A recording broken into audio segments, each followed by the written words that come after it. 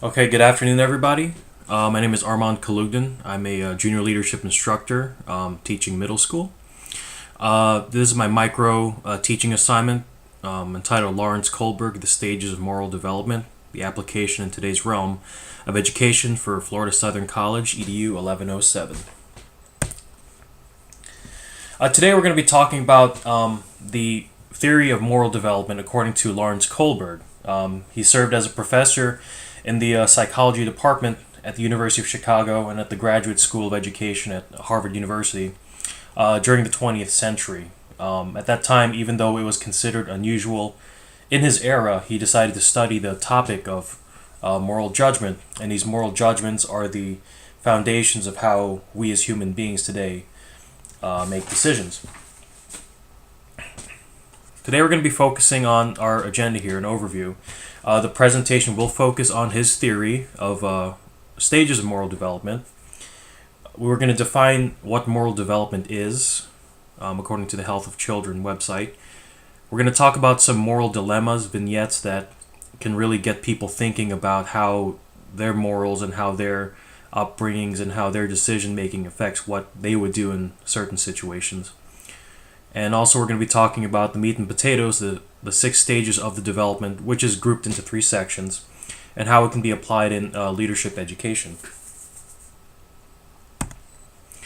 Moral development. It's the process throughout which children develop proper attitudes and behaviors towards other people in society based on societal and cultural norms, rules, and laws. This is our so-called compass that shows us and directs us in how we make our decisions and what's important to us. This graphic over here talks about concepts, integrity, ethics, values, ideals, and a lot of morals and values drive organizations. For example, the United States Army has moral Army values, such as loyalty, duty, respect, integrity, personal, selfless service, so on and so forth, and they can actually drive whole organizations. So we're going to be talking about the moral development according to Lawrence Kohlberg in children. Moral dilemma examples. We have 2 here. Lawrence Kohlberg liked to use the Heinz dilemma, which goes as such. A woman was on her deathbed. There was one drug that the doctors thought might save her. It was a form of radium that a druggist in the same town had recently discovered. The drug was expensive to make, but the druggist was charging 10 times what the drug cost him to produce. He paid $200 for the radium and charged $2,000 for a small dose of the drug. The sick woman's husband, Heinz, went to everyone he knew to borrow the money, but he could only get together about $1,000, which is half of what it cost. He told the druggist that his wife was dying and asked him to sell it cheaper or let him pay later, but the druggist said no. I discovered the drug and I'm going to make money from it. So Heinz got desperate and broke into the man's laboratory to steal the drug for his wife. Question is, should Heinz have broken into the laboratory to steal the drug for his wife? Why or why not? Another question, had his wife passed away, would the druggist be held responsible for her death? Another dilemma I've also encountered is the sinking ship dilemma. Basically, you are a person and you're on a sinking ship. You're able to save yourself and you can only save another person. There are 2 other people on that sinking ship, your mother and your wife. Would you save your mother or would you save your wife? Or husband in that case, making this gender neutral. Certain cultures and certain people have different answers. There is no right or wrong answer, and that's a very tough dilemma to go through.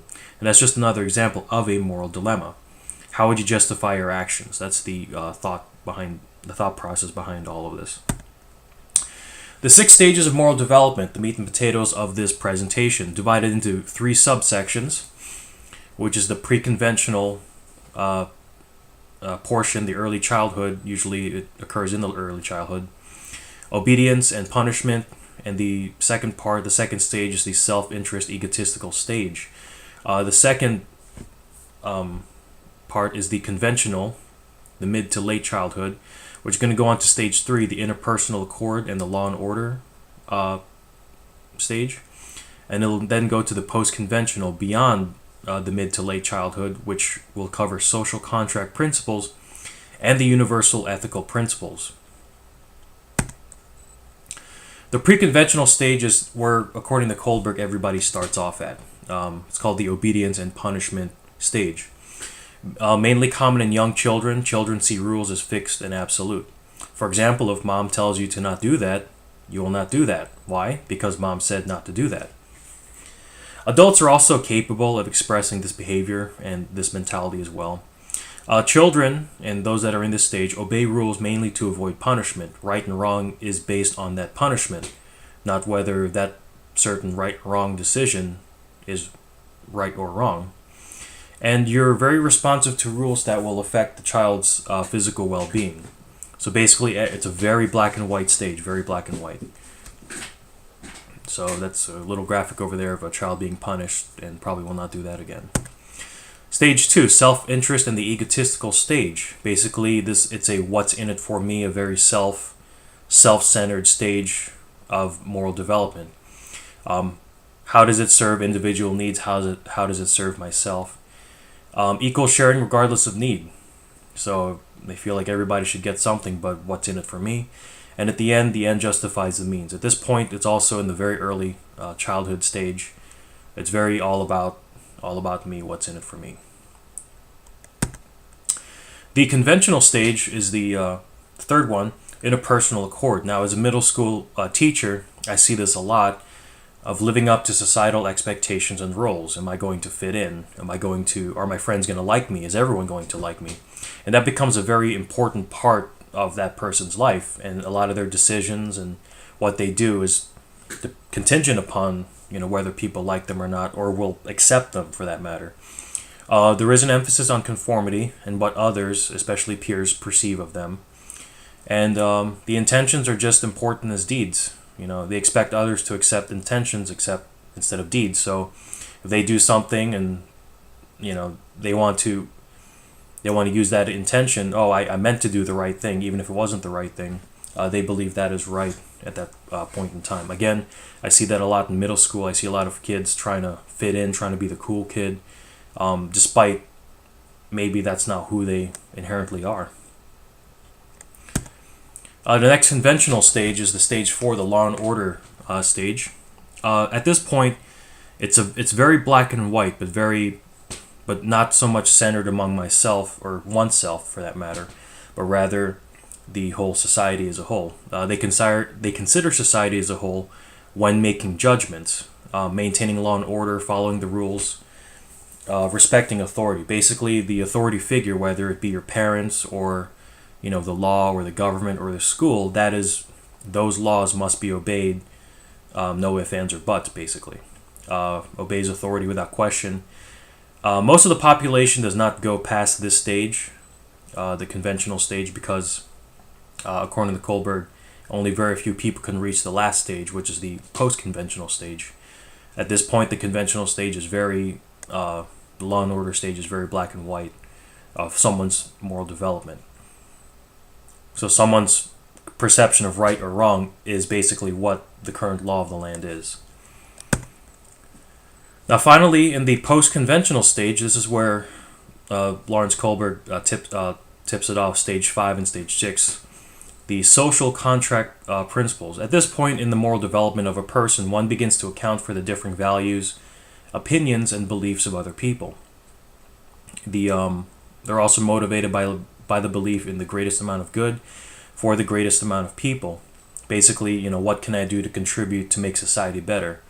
And they also believe in changing the law, but only changing it through the system, not necessarily through dissent or a rebellion, so to say. So at this point, it's very important for them to do what's best for the good of society as a whole. Lastly, the universal ethical principles, the highest echelon, so to say, in Kohlberg's theory. It eternalizes the principles of justice, even if they conflict with the laws and rules of the land. So, for example, as you can see in the pictures here, George Washington and during the American Revolution, at the time when America was ruled by England, to rise up against England and to declare independence was treason. You're basically betraying your country in the simplest terms. They knew at that time that if they were ever captured or if they failed in their mission, they would face very, very severe consequences. Yet they chose to do that, George Washington and the Continental Congress, so on and so forth, to rebel against England. And fortunately, they made it through and was the birth of our country today. Also, if you see on the bottom there, Martin Luther King Jr. fought against segregation in society. At the time, the law of the land was to have the place segregated, where people of different ethnicities could not work together. He fought against that, against the norm, gathered a lot of support, and obviously faced consequences for what he did. Also, to mention along that, Rosa Parks and her example as well. And yes, they were willing to accept consequences for actions, even if they were breaking the law, because they decided and they believed what they were doing was right. And the dignity of humanity is sacred, and that all humans have value. So, sometimes there are moral dilemmas where lives have to be at stake, and they have to make those decisions from there. In conclusion, within the application of education, moral development is a phenomenon observed throughout the growth of a child and education. I've seen many of these stages, and stages within myself for that matter, go through. One's own personal morality can be subject to one's upbringing, social standing, ethnicity, culture, and so on and so forth. So everybody has different, viewpoints on the world and what they believe is right and wrong. And in topping off with leadership, leaders are always faced with moral dilemmas and must decide what they believe is right or wrong. Us as educators, teachers, adults, maybe parents, and in my case, of my career in the military, I've had to make some very tough decisions, and whether I had some guidance or some moral compass within me, I had to make those decisions. Not all of them were necessarily right or wrong, but most of them were very hard to make. And lastly, Kohlberg's stages of development were also put into account. The maturity of oneself, being a mature adult, being able to make decisions is important. You'll have a different viewpoint and a different decision-making matrix, so to say, criteria, than, say, a 5-year-old child. A 5-year-old child wouldn't do something because mom or dad said it's wrong, but maybe somebody who's an adult might choose to break a law in order to do something that they believe is right. That concludes my brief. That concludes my presentation. I hope everybody got something out of it, and have a nice day.